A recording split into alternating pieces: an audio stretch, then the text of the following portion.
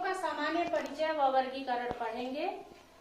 जितने भी हमें बीमारियां होती हैं, जो भी हमें रोग लगते हैं, वह हमें सूक्ष्म जीवों के कारण होते हैं। आपको पता है दुनिया में सभी सूक्ष्म जीव हानिकारक नहीं होते हैं। कुछ जीव हमारे लिए अच्छे भी होते हैं, जिनसे क्या होता है कि हमें दवाओं के रूप में प्रयोग करते हैं, दवाएं बनती हैं, प्रतिजैविक दवाएं बनती हैं। और ये सूक्ष्म जीव इतने छोटे होते हैं कि हमें ये नंगी आंखों से दिखाई नहीं देते हैं। इनके लिए हमें सूक्ष्मदर्शी की या माइक्रोस्कोप की जरूरत पड़ती है, तभी हम इन्हें देख सकते हैं। और ऐसा नहीं है कि ये कोई एक निश्चित स्थान पे है। यह हवा, पानी, मिट्टी, सजीव, निर्जीव, सड़े गले स्थानों, हर एक प्रत्येक स्थान पे ये पाए जाते हैं। आपको ये जान करके हैरानी होगी कि जो हम शरीर स्वस्थ रूप से रहते हैं, हमारे आंतों में भी एक सूक्ष्म जीव पाया जाता है, परजीवी, जो दूसरों के शरीर में जीवित रहते हैं। ऐसा एक जीवी प्राणी हमारे अंदर है, एंट अमीबा हिस्टोलिटिका। जब हम खराब या बासी भोजन करते हैं तो इस ऐसी अवस्था में यह हमें किस रोग से पीड़ित कर देता है? पेचिस रोग से पीड़ित कर देता है। यह एंट अमीबा हिस्टोलिटिका से होता है। आप नींबू का पौधा देखे होंगे? Yes ma'am. नींबू के पौधे में कभी कभी देखे होंगे सफेद सफेद फफूंदी टाइप का दिखता है, वह भी एक सूक्ष्म जीव है।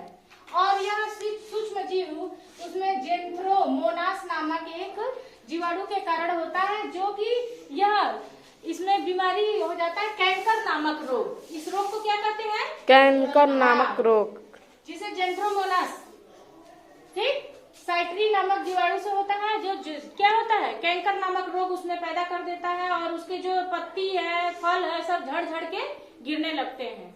ठीक ना? अब देखिए, इन सारे सूक्ष्म जीवों को जो शरीर के अंदर, शरीर के बाहर, मृत, जीवित, ठीक, सड़े गले स्थान, हवा, पानी, नमी, गर्मी, हर जगह रहते हैं। इनको हम 5 कैटेगरी में बांटे हैं। पहला है जीवाणु या बैक्टीरिया, दूसरा विषाणु, तीसरा प्रोटोजोआ, और कवक और शैवाल। अब इनके बारे में हम देखें कि ये किस तरह के बनावट वाले होते हैं। सबसे पहले देखिए जीवाणुओं के बारे में या बैक्टीरिया के बारे में। ये लंबी लंबी आकृति आपको दिख रही है, यह आकृति इन्हीं की है, दंडाकार, गोलाकार से सर्पिलाकार, अंडाकार, ये इस तरह की बनावट वाले ये होते हैं। जब हमको सूक्ष्मदर्शी से हम इन्हें देखते हैं तब। और देखिए, यह एक कोशिक जीव होते हैं। जीवाणु क्या होते हैं? एक कोशिक जीव होते हैं।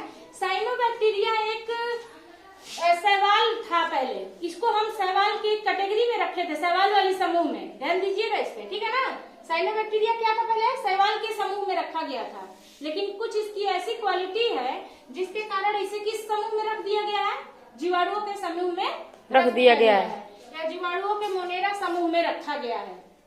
जीवाणु की भी कई कैटेगरी है ना? Yes ma'am. उसी का एक समूह है मोनेरा, उसी में ये रखा गया है। और साइनोबैक्टीरिया जानते हैं क्या काम करता है? जो वायुमंडल में 78% नाइट्रोजन है, उसका स्थिरीकरण ये करता है।